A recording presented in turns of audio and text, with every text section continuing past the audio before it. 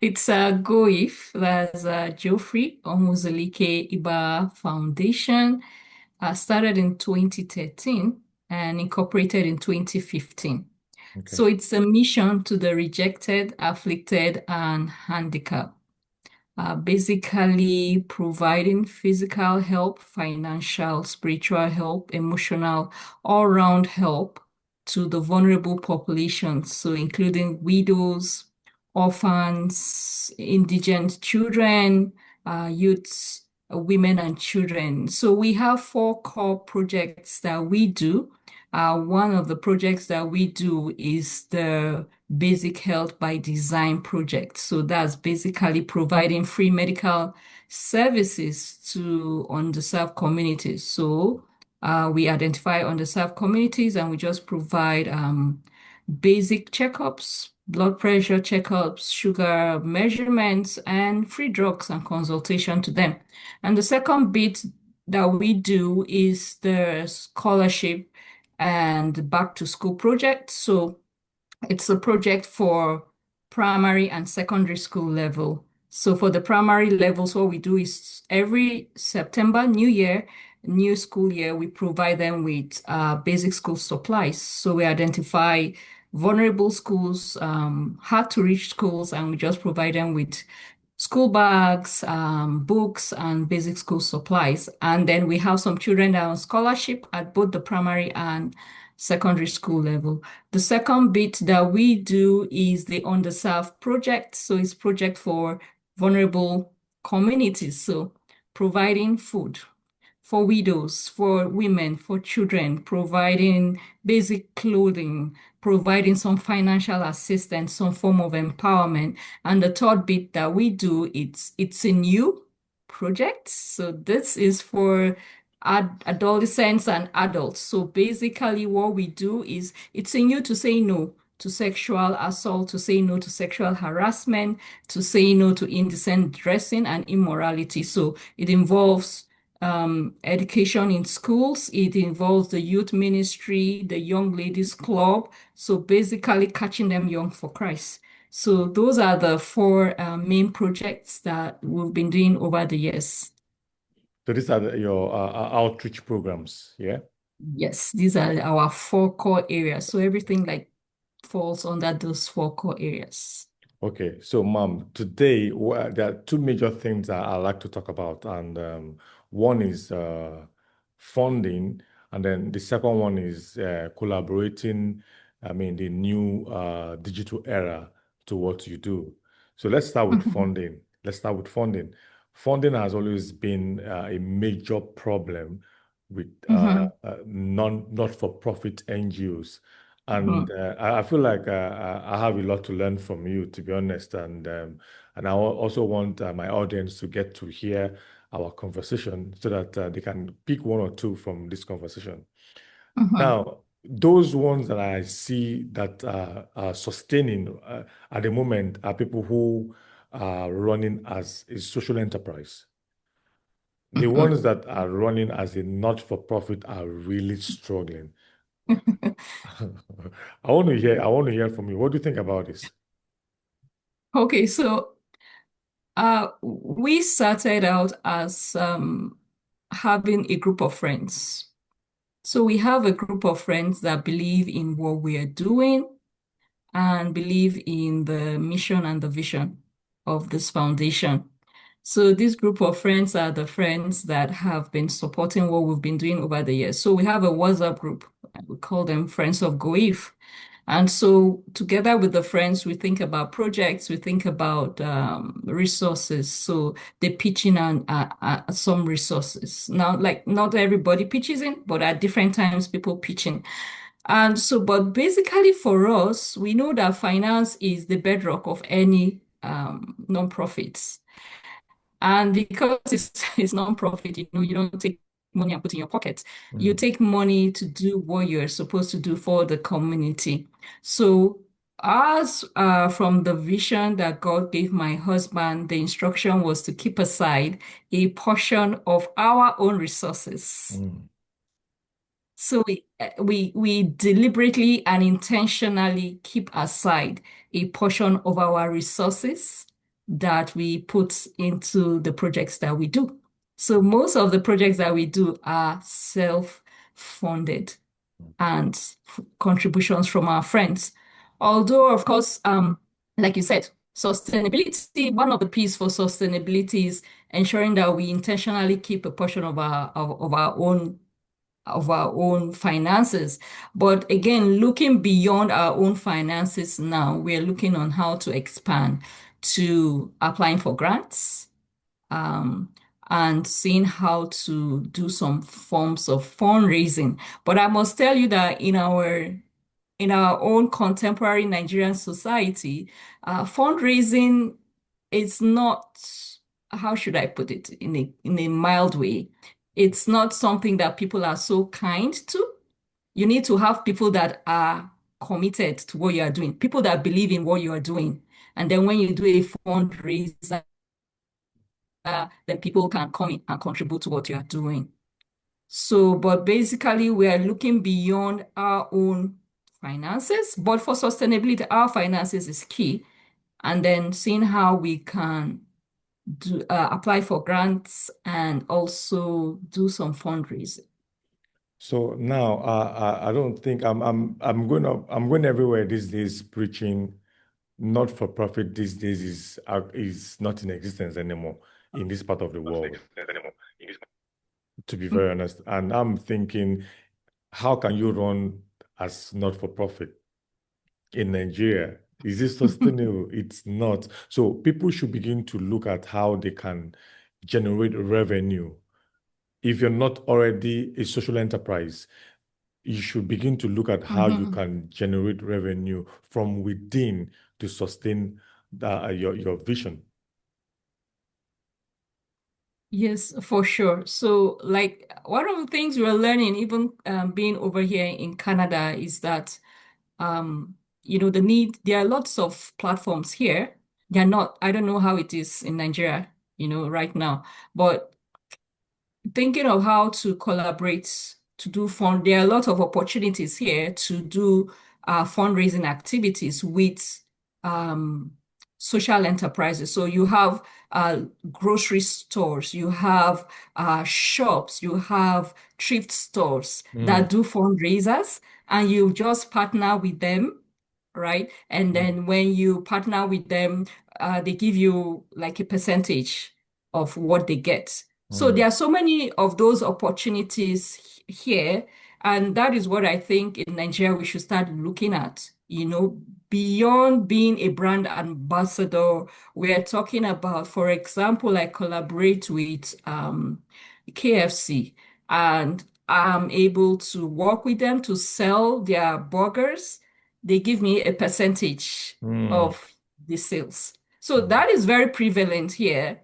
And that is what lots of franchise in Nigeria should be thinking towards, so that they can work with nonprofit organizations to raise fun. funds. Right. So do they even believe that even when they collaborate with these NGOs, that the money is effectively used for its purpose? Or, this part of the world, are they looking at, people are just squandering money? People these days open not-for-profit organizations with the belief that, you can make a lot of money from this. I don't know. So that is one of the problems we have in Nigeria. And you can't blame the masses, you can't blame the population, because we've seen lots of people that open, not they call it non-for-profit, and they use it to make their own personal gains, and they use it for their own personal needs instead Mm, of using it for the masses and using it for what it's supposed to be used for. So you can't blame people when they begin to look at the nonprofits in a different light, right? mm, But here in Canada, there are a lot of accountability mechanisms that ensures that you use what you are given for what it's supposed to be used for. mm, For example, there are tax mechanisms. You must report everything that you do. There are documents that you must submit. We are registered in Nigeria, right? mm, But I've not seen, when you talk about tax in Nigeria, you see a lot of organizations that dodge tax, Mm, basically. And for those that do the tax, they do it in any way they like. But over here, there are accountability mechanisms mm, such that when you are giving funding, they ensure that you use it because you have to report back. You are mm, going to give back to the government. You're going to show it in the taxes. So here, when you are registered, people are willing and open to partner with you because mm, you are registered and they know that you are giving that accountability back to the government. So that is one mechanism that is missing in Nigeria. So people doubt when they give you the money in Nigeria, whether you're going to use it for your stomach or you're going to use it for what you say you're going to use it for. So you see that those are the areas so that even the franchise are not eager to work with you in Nigeria because they doubt what you are going to use the money for, mm, right? They don't see the evidence. You say you're going to support 5,000 youths, and then you're going to give them 1 million each, and then at the end of the day, you give them 100,000 and you pocket the rest of the money. You mm, can't do that here because you must account. There must be, and even the youth will be interviewed. If you say you're going to do something here, you must do it because the government is going to come back to ask you. If not, you are going to pay back the government. You're going mm, to pay every single money that you are given. So that is what we miss in Nigeria. And unfortunately, like you see, that's why most of the nonprofits are not being sustained, right? Because everyone is skeptical. It's reading the government. You can see the government say they are going to do something, they are not doing it. mm, And the nonprofits say they are going to, even someone that runs an orphanage, you're bringing donations and they're taking it to their homes, mm. right? So those are some of the things that, riddles the nonprofits. But I will say this, nonprofits are there to stay. There are still some very genuine ones. Go if we do what we say, we go beyond even what we say we do. Mm, And for the fact that we have been using most of our resources to do this, tells you that we're big on what we say we're going to do. Like, right, for someone that commits their resources to do something, mm. it means that they are not going to eat your money. That's true. They Right? believe in They, it. they believe in what this is a calling. This is beyond. I started a nonprofit to enrich myself. Mm, No, you understand? So those are some of the issues. If we can I don't know how we can go beyond that, past that, but that is the main issue. People are skeptical. Nobody wants to give his money to anybody because you are not sure what they're going to do with your money. that's very, very correct. I mean, that was really well answered, to be honest.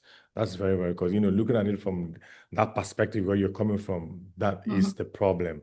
There is no accountability, to be mhm, very honest with you. And that brings me to the second thing I would like to discuss with you. Now, if I go to your page right now, with everything you stand for, your page is not showing me exactly or reflecting the gravity of the project that you are doing in that community, how you have affected that community. And then it makes it look like now these days people judge you based on what they see on your social media. And a lot of people are yet to collaborate what they do with media. The media is so powerful these days that it's mhm. what I see on your social media that tells me how active you are. For sure. So, do you think you've collaborated with the media right now? So yeah, so I would say we're getting there. Initially, when we started going, the craze about the social media wasn't so great, but now the craze is there. So what we've started doing in this year is to like will I say revamp Mm, our storytelling. Because what we used to do initially was just do a project and put the pictures out there to say we've done a project. But we've seen that beyond putting the pictures, there is a need to tell the story of what you are doing so that people can see and they can relate. So, for example, we do a free medical outreach. In those days, we do the outreach and we just drop the pictures there. Mm. But now we do an outreach. We want to tell the story, right? We want to see, interview some recipients so that they can tell their story of, okay, I was here and this is what I got from this. We want to paint the picture in such a way that anybody that looks at it will be inspired and will be drawn to what we are doing. So that is what we are trying to like revamp the page. So if you go to our the earlier parts of our pages when we started, you see just pictures, just jumping there, just jumping everywhere. You just go and dump 50 pictures. Nobody cares to look at the pictures. Mm. They are interested in what is the story, right? So you want to tell the story, even from the point of saying, okay, this is our vision, this is what we are doing, and this is what we are working towards. Okay, we've entered the space or the environment. We've met with the leaders. We are preparing to. So people want to see that you are deliberate and intentional Mm. about the storytelling that is relatable to Mm. them. Because anybody can just pick pictures anywhere and just put and say, I did this. Mhm. Because with social media now, you can generate pictures anywhere That's and say, true. I did this, I did that. But when you show the sequence of what you did, you are Mm. showing them, okay, this is the village. So at a point, we used to do that, like, but now we are being more intentional. Like, okay, we're showing. There was one of the videos we did where actually we had to stop our car and walk to the school. So we did a video walking to the school and getting to the school, right? So such stories that are real, people want to see that on social media. And like you said, also not just dropping it on the social media page. I believe that news agencies, so we're talking about the radio, we're talking about social influencers, are very critical in this journey. So not just because your page can just be sitting, like our page has been sitting there for a long time. Mm. And we just started the process of trying to revamp the page, trying to see how we can reach out to influencers, trying to see positive influencers, of course, trying to see how we can work with different media agencies to get the story out there. So it's beyond just the Facebook page. It's like collaborating with influencers, collaborating with different media houses to get the story out there. The first place they want to go to is maybe your Instagram page before they be that's like an intro Mhm, to what you stand for. So it's very important that people begin mhm. to effectively understand that your social media page is like a reflection of whatever you tell people out there that that's what you do. It should reflect on your social media page. Exactly. I totally agree with you. And, we're learning a lot here where we are, and that's like helping us to revamp. Like I said, we have a subsidiary here, Vision. And if you go to that page, you will see the difference between Mm. the Vision page and the GoIF page. So Mm. from what we are learning, we are now revamping GoIF page to Good. make it more, and also beyond that, beyond the page, collaborating Yeah. with agencies and media outlets, Yeah. to get the story out there. Out there. Yes. Yes. Right now, like, if you don't mind me asking, do you now have like somebody who is helping you work on your page, your social media page? Oh, so we don't have anyone right now that's helping us to work on it. I Oh. personally have been learning. I would say I've been learning on the job because I have worked in the nonprofit organization in Nigeria for over 10 years. So drawing from my experiences, I worked with USAID organizations while in Nigeria. So we did a lot of storytelling. Part of our work then was to package our stories. So we learned that on the job.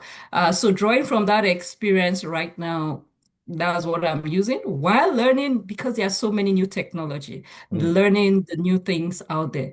But of course, eventually we might have to get someone because there's a lot coming on board now. We have lots of moving pieces right now with GoIF and Ravision. So we might need to get someone to start managing the social media page in the long run.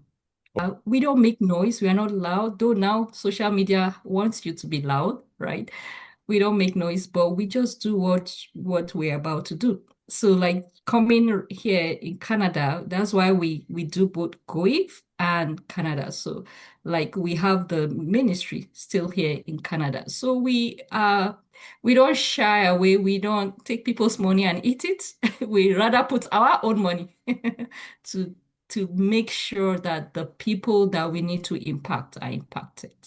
So it's a calling, obviously, and the passion is there for you, to be honest. And I hope that now that you're in Canada, the Nigerian branch is not going to die off. Oh no, because like I said in the first meeting, this was a calling, a mandate that God gave my husband. He's the CEO, and it was for him to turn his pain into purpose. So this is not something that just came out of the blues. So right now, our back to school projects, we already have school supplies. It's just to distribute the school supplies. And in December, we are going to be having our widows outreach. And so it's a foundation. And like I said, it was built on the memory of our late dad. So it's not something that is going to go away anytime soon. So Mm. we have a team in Nigeria that does all the running around and getting things done. We are open to discourse with anyone that wants to speak to us. We draw from a wealth of experience, not just for what we're doing as GOIF and RA Vision Ministry. We draw from what the insights that God gives us on a daily and then from our own personal life experiences. So we're open to collaborate and to speak with anyone that wants to know what we're doing, even here in Canada. Mm. Thank you so very much, ma'am. Thank Thank you for you. giving me this time again. Thank you so much. Thank you. We appreciate you and thank you so much. Thank you.